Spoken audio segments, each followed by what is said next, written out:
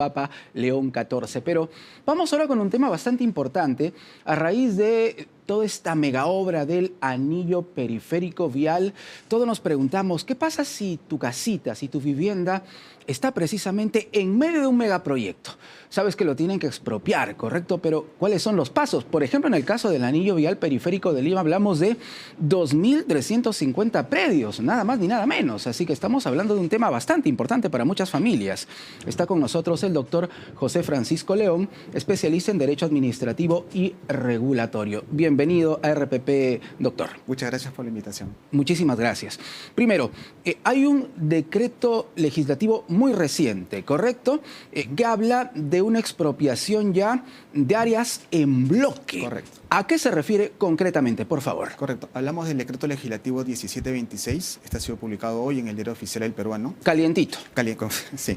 Y como tú indicas, lo que hace este decreto legislativo es incorporar un nuevo procedimiento con la finalidad de hacer más dinámicos los plazos y permitir que esta brecha de infraestructura que el Estado busca reducir se implemente de manera más rápida. Se busca reducir los plazos, costos y esfuerzos, ¿no? Que es el procedimiento de expropiación en bloque, que es una nueva modalidad incorporada en virtud de esta ley, ¿no? ¿Qué nos dice este decreto legislativo 1726? ¿Por qué se habla de expropiación en bloque, correcto? Sí. ¿Por qué? Porque el marco normativo que ya existía, efectivamente, tenemos un decreto legislativo que es el 1192, ha tenido modificaciones en el transcurso del tiempo, pero ya regulaba el procedimiento de expropiación. Y en concreto, para cada uno de los casos de expropiación, había un diseño y un análisis individual de los inmuebles y suponía que el Estado tenía un acercamiento individual con cada uno de los... Uno por uno. Correcto. Ok. Y la tratativa y el acercamiento era igualmente de esa manera. Lo que introduce este nuevo mecanismo, para hacerlo más dinámico, es donde ya se hace un estudio en bloque, es decir, la entidad o el ejecutante del proyecto, no solamente para contratos de acción público-privada, sino también para los proyectos de inversión pública, que son en algunos casos los desarrollados por la Autoridad de la Reconstrucción con Cambios, actualmente ANIM, ¿no? Claro. Y lo que así se hace es la identificación en bloque, es decir, de todo lo que se necesite, primero del área del proyecto, que es lo indispensable, saber tenemos un proyecto de inversión que realizar, tenemos que saber cuáles son las dimensiones y ubicación de este. A partir de ello se determina cuáles son finalmente las áreas comprendidas y las áreas que van a ser afectadas.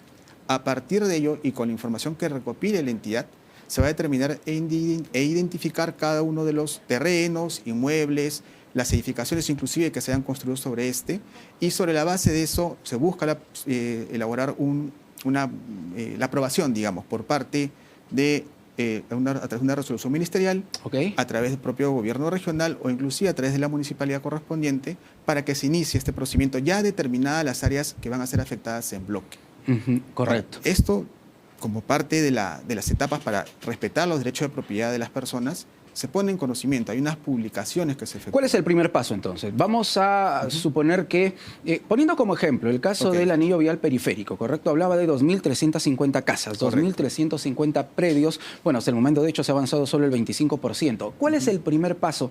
¿Qué pasa si mi vivienda, mi casita, ¿no? Esa casita que de repente yo he compartido con mi familia muchos años, está en este punto de una obra estratégica? ¿Cuál es el primer paso? Claro.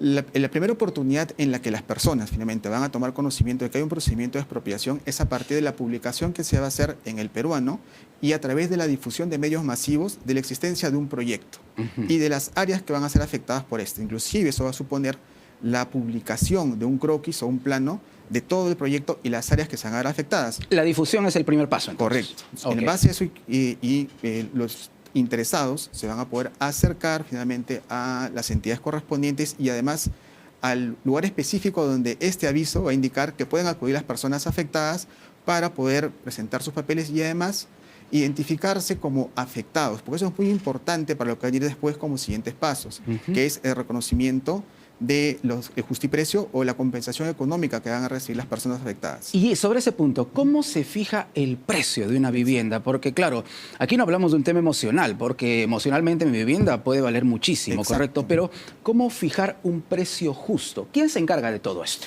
Efectivamente, como parte del lo que establece la propia norma, es la entidad que lleva adelante la ejecución del proyecto, el ministerio, gobierno regional o en todo caso municipalidad competente, va a llevar adelante la identificación de los predios en específico, los terrenos, a su vez de ir adelante con la elaboración de una tasación comercial. No se hace sobre criterios arbitrarios, se va a hacer sobre la base que tiene el Ministerio de Vivienda para la elaboración de las tasaciones comerciales, que finalmente es la base legal sobre la cual se elaboran estos documentos, y es precisamente el cumplimiento de esta base legal lo que va a dar el respaldo básico y jurídico para que sean válidos esos montos. Entonces ahí tenemos el siguiente paso, ¿correcto? Luego de la difusión del proyecto hay que tasar el precio del inmueble. Correcto. Y ya teniendo el precio, el valor comercial, hay una siguiente etapa para siempre respetando el derecho de propiedad y que puedan tomar conocimiento, que es la publicación de un prepadrón.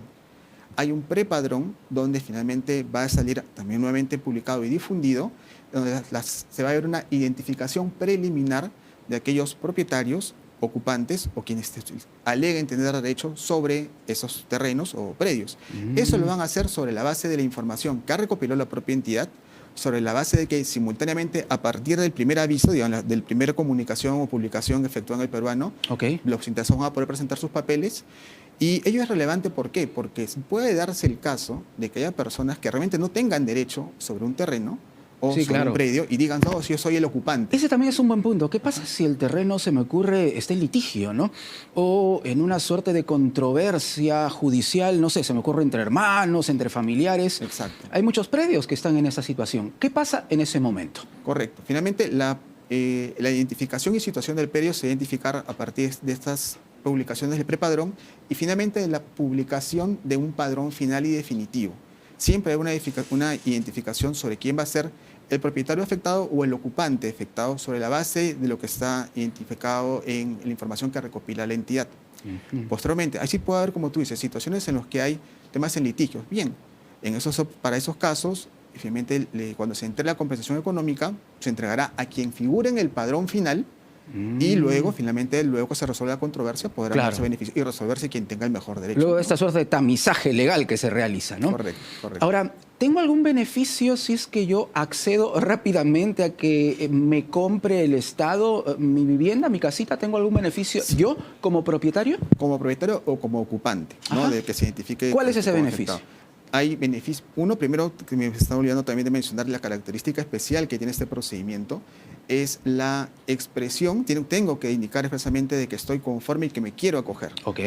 ¿Cuándo hago esto? Luego de efectuada la notificación de la carta de intención. Ahí tenemos otro paso, entonces. Correcto. ¿Qué es la carta de intención? Luego de efectuada la identificación en el padrón, ya la entidad pase adelante y se comunica directamente de manera individual con cada propietario o ocupante, dándole o notificándole una carta de intención en donde se identifica expresamente cuál es el proyecto en conjunto, en bloque, cuál es finalmente el predio que le correspondería y que él, en todo caso, sería siendo el afectado, y a quien le correspondería el justiprecio, la indemnización, y a su vez, en esta carta de intención se da el conocimiento este porcentaje adicional que recibiría como incentivo para evitar... Aquí hay dos escenarios, correcto. Vamos con los dos escenarios. Primero, ¿qué pasa si yo digo sí, accedo? Sí. ¿Qué beneficio puedo encontrar? Hay dos beneficios. Para recibir en trato directo, lo que se llama, que es sin discutirlo, simplemente digo sí, acepto la expropiación, me someto. Y segundo, en la entrega oportuna y anticipada, porque hay casos en donde puede ser que esté de acuerdo con la expropiación y que finalmente pongo a disponibilidad mi inmueble, pero no lo puedo presentar oportunamente. Ahí el beneficio se reduce. Finalmente, por ejercicio de la potestad de expropiación del Estado, siempre se vaya adelante la expropiación. La expropiación va a ir de todas maneras. Es correcto. Si yo no accedo, ese era el otro escenario. Si yo no accedo, igual me van a expropiar el predio, pero sin este beneficio, que es del 20% o hasta 30%. En algunos casos, cuando acepto el trato directo sin chistar, sin reclamar, que a su vez entrego anticipadamente, puedo alcanzar hasta el 30%. Entonces, vamos a poner un ejemplo. Si mi predio, mi casita cuesta, no sé, 100.000 soles. Correcto. Puedo entonces yo conseguir 120 o hasta 130.000, correcto, del Estado, si es que lo entrego anticipadamente. Correcto. Si acepto la propuesta del Estado en la carta de intención y a su vez se lo entrego en las fechas que al Estado le interesa. Y si no accedo, igual me lo van a expropiar, me van a dar los 100.000, pero sin los 30.000 adicionales. Correcto, sí. ¿Cuánto puede durar todo este proceso? Se lo pregunto porque imagino que las familias también necesitan un tiempo para retirarse de la vivienda, por más que le den un dinero importante. Efectivamente, ¿no?